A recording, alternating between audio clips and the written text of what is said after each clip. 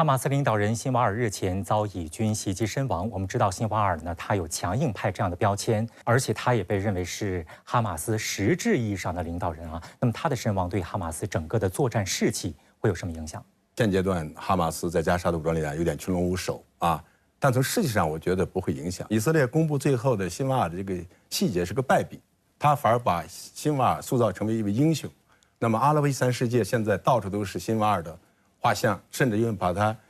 这个雕塑成了这个塑像，它成为一个抵抗的一个符号，啊，成为一种象征。从20几年前，包括我接触过的雅辛、兰提斯，到现在杀了一茬又一茬。你见过哪个哈马斯领导人投敌，或者是这个畏罪，或者是因为以色列的恐惧追杀而放弃自己的目标？因为他这是民族解放事业，所以我觉得从实际上，肯定是激发巴散的更强烈的这个民族仇恨。更强烈的民族情绪。王进先生，您觉得啊，这个接下来哈马斯如何在保持自身生存的同时，继续的跟以色列进行周旋，他会怎么做？那我觉得哈马斯有几条道路可能会一直长期的保持，一个是在海外继续筹钱，第二个可能就是在他的加沙地带和包括约旦河西岸。会更多的发展这个新的这种年轻人啊，吸纳到组织当中。三个，我觉得就是可能哈马斯未来的这个在不同区域当中，它会进行这个不同的策略。比如说，可能在加沙地带，尤其像加沙北部地区，那可能现在以色列它已经把这个区域相对清出来了。那如果说再像这样过去大张旗鼓的，比如说集结这个成建制的这种武装人员呢，实际上很有可能就立刻被团灭了。那他要想一些新的办法，比如说进行化妆呀、潜入呀、假装自己是平民啊，以此来刺激这个攻击以色列的这个军队的驻防的这个基地。所以作为一个抵抗意志的这个体现，那肯定哈马斯不可能被斩尽杀绝的。那值得玩味的是，在以方的表述当中呢，他们寻找辛瓦尔已经有1年多的时间了。那这次是意外发现了他，并且击毙了他。但是美国方面却主动的对外表示说我们虽然没有参加这次行动，但是在信息、在情报，包括在特种作战部队这一方面，我们也给予了帮助。美方这个说法你怎么来分析？美方这个表示，从政治来讲是强调这个他对以色列的安全的这样一个庇护者的这样作用。另外，当然也可能是给国内的这个亲友的选民啊这个拉票。这样我们看到辛瓦尔死的时候脸上蒙着的，就是这个对付这个以色列的这个 AI 识别，因为以色列在这次加沙的这个清剿中大量使用这个人脸识别，然后呢确定你的分量，确定你的级别重要性，通过机器再算好用什么武器来灭你，用多大的这个当量的这个火药等等。在哈马斯领导人辛瓦尔身亡之后呢，黎巴嫩真主党近日也宣布，其与以色列的对抗将进入新的升级阶段。那么如何解读这个升级？这个所谓的升级，我觉得是给自己提士气，因为他过去的1个多月里面，他损失很大。从黎巴嫩真主党的这个视角来说，那对以色列未来能够进行的威胁，其实也就几个。第一个就是继续向以色列进行这个远程的火力打击，尤其是像这个火箭弹这些方面的打击。但是这个打击的效果，咱们也都知道，实际上从9月份到10月份，它中间有个很明显的变化，就是它能打击到以色列境内的火箭弹的数量在直线下降。第二个呢，就是要在前线重新拉起来一道地面上针对以色列地面部队攻击的一个防卫网络啊，给以色列造成比较大的杀伤。第三个就是要打通它和外界的通道，尤其是和叙利亚和伊拉克之间的这种运输通道，能够更多的源源不断的获得外部的军事援助。但是真主党本身它不是一个国家的政权，所以它的武装力量呢，不可能像其他国家的这个正规的武装力量那样去行动。那么另外呢，经过以色列就是前一段的不断的打击的话，那么真主党呢现在更多的处于一种自保的一个状态，所以呢攻击呢可能只是象征性的做一个表态或者一种姿态，要重整，要这个止损，这可能是他现在的首要的诉求。那么从内塔尼亚胡个人来说，有人说他也非常的矛盾，一方面呢，为了自己的这个政治生涯不能停这个战争，另外一方面呢，如果这个战争打大了的话，他自己也没有办法收手，他到底是一个什么样的状态？以色列呢现在是等于是已经被架在火上烤了，他是进退两难。那么到现在他也没有把人质和平的搞回来。对，仗打了这么长时间，虽然取得了很多军事上的、战术上的成就，但是他没有战略性的规划，没有政治的目标，所以这个战争就陷入了一场就是目标不明确的一个战争。是06年的这个以色列在黎巴嫩的那个冲突，其实以色列内部他在战争结束之后也有个反思，他当时专门成立了一个调查委员会，就调查2006年黎巴嫩冲突里边的一个情况。当时那个报告其实对以色列国防军的评价是非常负面的，一个观点就认为国防军在黎巴嫩的军事目标是不明确的，所以就陷入一场泥巴战。辛瓦尔遇袭身亡后，伊朗常驻联合国代表团回应称，这会增强该地区的抵抗精神。几天后，以色列总理内塔尼亚胡位于凯撒利亚的私人住宅遭到来自黎巴嫩的无人机袭击，内塔尼亚胡立即将肇事者指向伊朗，而伊朗随即否认不是我们干的，并称这是黎巴嫩真主党动的手。这起事件是否为内塔尼亚胡将计就计的离间计？引发关注，而就在以色列誓言报复伊朗的关键时刻，一份有关以色列报复计划的绝密情报却意外泄露，这背后又有何蹊跷之处呢？一起来洞察关键。10月18号，一个名为“中东观察家”的账号在社交平台电报上发布了2份标有“绝密”字样的文件，并有标记表明，这些文件只能由美国及其五眼联盟盟友澳大利亚、加拿大、新西兰和英国查看。其中一位知情人士证实了这些文件的真实性。据文件描述，以色列似乎正在准备对伊朗发起报复性打击。其中一份文件的标题写着：“以色列空军继续为袭击伊朗做准备，并将于2024年10月15号至16号进行第2次大规模军事演习。”文件概述了以军空对地导弹的演习以及无人机部队的动向。另有文件标题写道：“以色列国防军继续进行关键弹药准备和秘密无人机活动，大概率会在2024年10月16号对伊朗发动袭击。”但文件内容也显示，无法明确预测对伊朗发动袭击的规模和范围。有分析指，情报泄露可能是为了破坏以色列的报复行动，目的是为了警告以色列不要扰乱美国大选。实际上，自10月1号伊朗对以色列发动大规模导弹袭击后，以色列已多次誓言将报复伊朗。在美国施压下，8号，以色列总理内塔尼亚胡在通话中对美国总统拜登表示，以色列计划攻击伊朗军事设施，而不是石油或核设施。有美国官员还透露，内塔尼亚胡明白以色列对伊朗的打击行动可能影响美国总统选举，因此调整了报复计划。还有分析认为，以色列的报复会在11月5号美国大选日前动手，因为不采取行动会被伊朗视为软弱。Do you have a good understanding right now what Israel is going to do in response to Iran's October 1st attacks and when they will actually respond to Iran? Yes, it is. Can you tell us? No, no. 有美国官员也担心，内塔尼亚胡对拜登保证只攻击伊朗军事设施并非牢不可破。以总理办公室曾在15号发文称，以色列将听取美国的意见，但将根据自己的国家利益决定行动。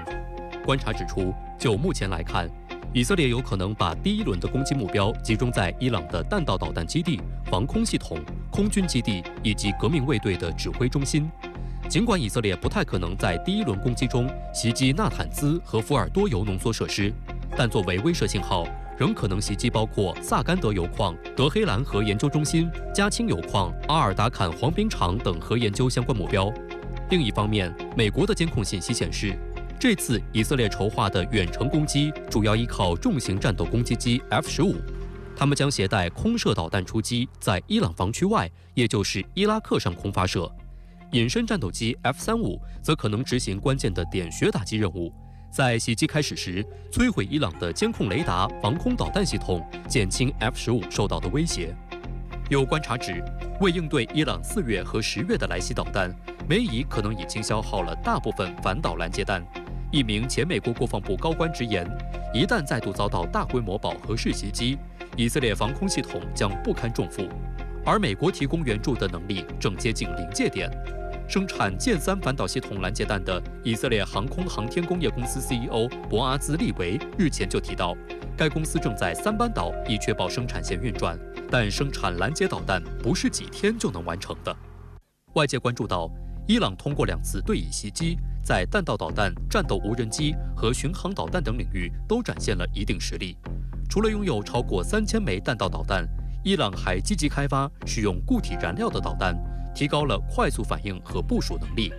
为对抗以色列的多层防空系统，伊朗还采取了导弹饱和攻击和多兵种协同作战策略，包括使用无人机攻击防空雷达和发射高超音速导弹，以增加防御难度。هر حمله به ایران خط قرمز ماست و ما تحمل نخواهیم کرد. 21号，伊朗外交部发言人伊斯梅尔巴加埃表示，以色列政府的任何恶意行为都将面临伊朗果断且有效的回应。巴加埃还表示，伊朗在给国际原子能机构的一份照会中，就针对伊朗核设施的打击威胁表达了抗议。伊朗会根据国际法来应对这类威胁。与此同时，伊朗外长阿拉格齐近期频频出访中东国家进行穿梭外交。22号，他在科威特访问时表示，伊朗向邻国传递的信息是明确的，即加沙和黎巴嫩的局势十分危急，以色列必须立即停止其军事行动，地区国家应立即阻止这场灾难。伊朗此前就从俄罗斯购买过 S-300防空导弹系统，最近又宣布从白俄罗斯购买了4套 S-300防空导弹系统。因此一旦以色列派遣战斗轰炸机打击伊朗，很有可能面临被击落的风险。而且从报复能力看如果以色列袭击了伊朗的要害目标，那么伊朗完全可以利用中程弹道导弹和巡航导弹对以色列的重要目标实施饱和攻击，以色列很可能会付出巨大的代价。近日，一份绝密文件曝光了，内容就涉及以色列对伊朗报复的计划，包括弹药调动包括军事演习，也包括以色列涉核的内容等等这个事儿会对美以之间造成裂痕吗？你觉得这个事有没有蹊跷之处？还有一种可能性就是美国和以色列演了个双簧，故意泄密这样的一个文件。那么一种目的就是说，希望起到一个声东击西的效果，来故意误导伊朗的这个军事部署。那么还有一种可能性，就是通过这样的间接的一个泄露来威慑伊朗，就告诉你我马上要报复你，我报复之后你就不要再报复了，你要报复我可能有更大的力量，比如说核武器，这个是伊朗没有的。对，它是一种间接的威慑，这种可能性也是完全存在的。美国当然现在是能把这个伊朗跟以色列之间的报复能大事化小，小事化了最好。对，因为美国是知道打大了最终是他要下场的，这不是他想要的事情。而且现在是美国现在的中心的聚焦是11月5号大选，因为这个时候呢，以色列在美国的支持下利用美国的这个保护伞去打伊朗，那注定这个370万阿拉伯选民、100万的穆斯林是，就算不投给共和党，你民主党也没有。当然，还要考虑整个跟以色列关系友好的海湾的阿拉伯国家，他也不希望大打出手。所以最近大家看沙特呢，也很到处在做斡旋。那么我觉得这些利益都混在一起，实际上是对，这个下一步以色列这个打伊朗会引爆这个中东大战的这个风险呢，预期呢大大的降低。外界都在担忧这个以色列和伊朗之间这种报复与反报复会螺旋升级。但其实作为伊朗来讲，他的这个当选总统佩泽西奇扬，他是一个改革派，主要还是聚焦国内问题，他也不想让这个事情变大，是不是？伊朗也不希望跟这个以色列去做大规模的军事冲突，为什么呢？因为伊朗很清楚，如果跟以色列爆发大规模的冲突的话，最后的结果一定是造成伊朗和美国、以色列之间的冲突，因为美国一定会介入，那么最后就演变成以伊朗为一方，以美国和以色列为一方的这个大规模冲突，这个是美国和伊朗都不希望看到的，所以双方在战略上呢都保持了极大的克制。而就在这样的一个当口呢，以色列国家安全总局就是辛贝特和警方21号表示，以色列安全部门捣毁了一个为伊朗情报机构收集情报的间谍网。以方说，这是伊朗试图招募以色列人从事间谍活动的最新尝试。在这样的一个关键时刻谍战又发生了。您怎么来解读？像以色列破获这个伊朗这个谍报网的时候，这是比较少见。但更多的过去见的伊朗破获大量的以色列的在这个谍报，因为在伊朗也有很多的犹太人，伊朗跟以色列之间的谍战是由来已久，否则的话，过去以色列怎么可能在伊朗境内能精确的杀科学家炸这个什么这个发电站？我觉得现在这都属于副线，主线是双方用这个强烈的大武器来对话，这个是我觉得算是最主要的东西。在外交方面，伊朗外长阿拉格齐连日来奔走中东多国您认为这一波伊朗所展开的这个穿梭外交取得了怎样的效果？我知道马先生您刚从中东这个访问归来在您的观察看来，这些阿拉伯国家、中东这些国家对以色列、对这个伊朗都是什么样的观感？现在的中东是用我的话说叫新中东，它跟过去大家熟悉的中东冲突、中东战争是不一样的。在现在这个整个中东地区，阿以矛盾已经让位为这个以色列同伊朗的矛盾，甚至让让位为这个阿拉伯国家跟伊朗之间的矛盾。某种程度来讲，传统的以色列最大的强大的对手阿拉伯国家，现在纷纷上岸，做闭上关，看双方互相消耗。所以我觉得，不管说我5月份、4月份去的阿曼，5、6月份去的伊拉克、伊朗，包括最近去沙特，民众层面说白了对战争不感兴趣。甚至我觉得像伊朗民众对这个当前的政治甚至当局很不满，大家不希望这么一直冲突下去了。那么从国家层面来讲，这个伊朗外长现在到处跑，也是希望一方面阻止以色列对他进行大规模的报复，对吧？那这样的话他就没完了这不是伊朗要的。另一方面就想办法让加沙赶紧停火，加沙停火，那么伊朗也可以驻守，哈马斯，然后呢这个真主党、国塞武装都可以得到喘息的机会。10月21号，美国总统特使阿莫斯·霍克斯坦访问黎巴嫩，讨论黎以冲突的外交解决方案。这次访问被外界称为拜登政府时代促成巴以停火的最后机会。此前一天，有消息爆出，以色列已经向美方提交了一份文件，其中提及通过外交手段结束黎以冲突，并允许边境两侧流离失所的平民返回家园的条件。美以一唱一和，看似在往和谈的方向上靠，实际上是何居心呢？美国一边声称要敦促和谈，一边又向以色列提供武器，打的又是什么算盘？美国大选倒计时，两党又是如何调整对以政策的？一起来看短片。21号，正在乌克兰首都基辅访问的美国防长奥斯汀透露，美国军方已将萨德反导系统紧急运往以色列，萨德目前已就位。奥斯汀称，我们有能力很快将其投入使用，我们的进度符合预期。萨德被认为是爱国者反导系统的补充，可以防卫更大的区域，击中150至200公里范围内的目标，摧毁大气层内或大气层外的短程、中程和中远程弹道导弹。美国国会研究服务部曾在4月的报告中指出，美国陆军现拥有7套萨德系统，每套通常由6个车载发射装置、48枚拦截导弹以及无线电和雷达设备组成，需要95名士兵操作。萨德系统可以和以色列铁穹防御系统协同工作，从更高高度进行防御，并将远距离伤害降至最低。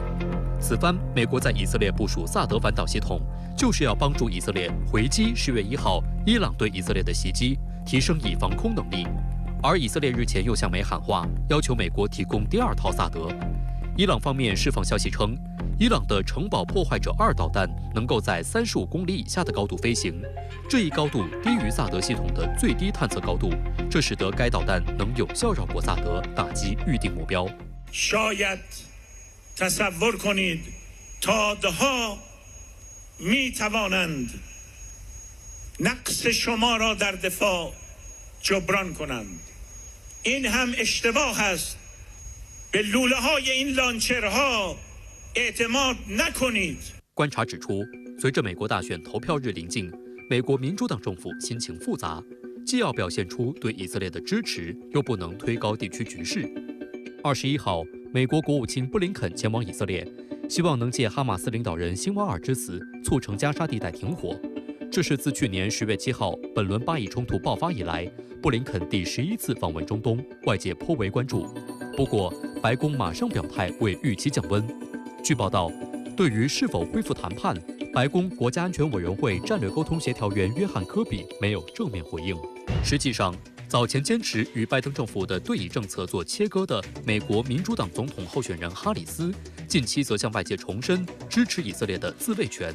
评论认为，这是哈里斯为了拉拢在美拥有极大影响力的犹太裔选民。值得一提的是，有关报复伊朗的计划，内塔尼亚胡竟然向共和党总统候选人特朗普进行了汇报。特朗普19号对外透露，他建议内塔尼亚胡做你必须做的事。外界还注意到，当前特朗普的最大金主米利亚姆·阿德尔森就出生于以色列，拥有美国与以色列双国籍，还曾担任过以色列军官。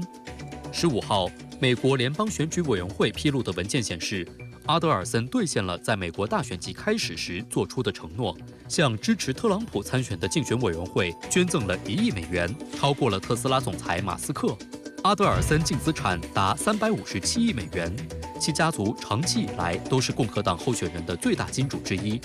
在过去3届大选中都支持特朗普。自去年10月7号新一轮巴以冲突爆发以来，阿德尔森的立场一直很明确。他曾说，那些不支持以色列打击哈马斯的人，对我们来说已经离世了。美国舆论认为，如果特朗普胜选下一任总统，阿德尔森或将成为塑造美国对巴以冲突政策的关键人物。美国国务卿布林肯周2再次访问以色列，布林肯这次到访也是一次毕业旅行吗？我觉得布林肯呢，在这个非常微妙的一个双重关头，一个是就是面临以色列要报复，啊，第二是美国大选要投票了。他这个时候的去呢，我觉得一个是一如既往的要表现对以色列的支持，另一方面要去跟以色列领导人要去商量，这个再次确认打击的范围、打击的力度包括可能还要协调一下这个外交层面比方说你这个黎巴嫩这个战争，下一阶段要打地面战，很多的这个援助，美国也跟着可能就是要陷入巨大的拖累，他更多的是要去晓之以理，动之以情，是服务于美国的利益，也要服务以色列的利益。现在的美国的政治环境里边，不管是布林肯也好，还是拜登也好，还是将来美国总统也好，他都没有办法摆脱就是美国的犹太和以色列院外集团对他的政策的影响。他在这方面的自由度是非常有限的，他不能摆脱这个院外集团的影响，就意味着他不能对以色列施压。那么在以色列现占有绝对优势的情况下，如果不对以色列施压，以色列是不会罢手的。以色列不罢手，停火的话从何而来？那么还有一个问题，即便是现在他提出了新的方案，那么现在在加沙，在这个黎巴嫩造成如此巨大的人道主义危机的情况下，巴勒斯坦人或者阿拉伯人还相信美国吗？就在没有另外一方信任的情况下，那你和谈从何而来？为了帮助以色列应对中东局势呢，近日美国已经在以色列部署了一套萨德反导系统并且派遣了美军人员。这个时候，以色列又提出了说，你最好再来第2套，美国会答应吗？答应是有可能的，但是呢，我觉得因为给了1套，给2套没什么区别。萨德导弹它最大的这个意义，我认为它是象征性的，告诉伊朗，我不惜就是抄家底，我都要保以色列。我觉得第一呢，就是说政治意义、外交意义象征意义特别大。第二呢，它是重点要替以色列要实实在在的以防万一，要防一些重要的目标。比方说，如果比方说这个伊朗发射2000枚导弹，我只防其中50枚，其中这50枚可能是打国防部的、打港口的、打这个总理府的。那哪怕是美国提供2套萨德系统给以色列再加上以色列本身的这个反导系统，能够弥补到以色列在反导这一块的缺口吗？这个要取决双方就是冲突的层级到是一个什么样的程度。因为如果伊朗真的要发动全面战争、大规模的攻击的话，你再给他7套美国的全部运过去，几十枚的反导其实是起的作用是非常有限的。一旦面临饱和攻击的时候，很快就破掉了。那么还有一个，实际上还有一层含义也是在，就是跟以色列很可能已经达成了交易或者妥协，就是我来帮你防御，但是你报复伊朗的时候，你得听我的，你不能随心所欲的。那么包括就是这个你的目标的选择，包括时机的选择，你都得跟我要有一个商量。美国大选已经进入倒计时，美国民主党总统候选人哈里斯近日在竞选演讲当中表示，支持以色列自卫，并持续向其提供武器。那么他是准备放弃摇摆州的这个阿拉伯裔选民了吗？那么在争取犹太裔选民还有阿拉伯裔选民这方面，哈里斯现在他矛盾吗？谁在白宫当总统至关重要。犹太选民是永远是最有影响力的一支力量，那么掌握了财富，掌握了话语权。哈里斯现在这么明确的表态，实际上就是把牌打明了。那这个时候很关键的时候，我向犹太选民喊话，向犹太人这个那些捐助者来表态。这是我觉得是他为什么这个时候突然强调的要继续向以色列就提供武器。我认为他经过了盘算以后，发现我要赶紧就抛弃这部分阿拉伯选票，我就主攻犹太选票。有美国智库评论指出，无论是延续拜登政策的哈里斯，还是强调更为激进策略的特朗普，未来的美国政府在巴以问题上的选择空间都极为狭窄。这也说明美国在中东的政策越来越难以左右地区局势了。王震先生，您怎么看这样的一个观点？我们知道，以色列国内呢这2年整体上政治上在向右转，所以以色列人对和平进程已经不抱希望了。当时在90年代初确定的那个和平框架，就是那个和平进程，它的核心是以土地换和平，以土地换和平这样的一个原则，那早就没有了。以色列已经现在把这个约旦河西岸搞了很多的定居点，那么将来巴勒斯坦建国，土地在哪里？首都在哪里？这些问题都远远得不到解决。那么在这样的情况下，要提出一个新的和平框架，那是需要巨大的政治魄力，而且需要很大的想象力，同时还需要巴以双方面的支持，还有国际社会的支持。不管未来谁进入白宫，美国在巴以问题上都面临这样的一个困境。不少舆论认为，第6次中东战争或将不远，甚至有人说这已经是第6次中东战争了。那未来解决困局的转折点将会在哪里呢？转折点可能要等到美国大选以后。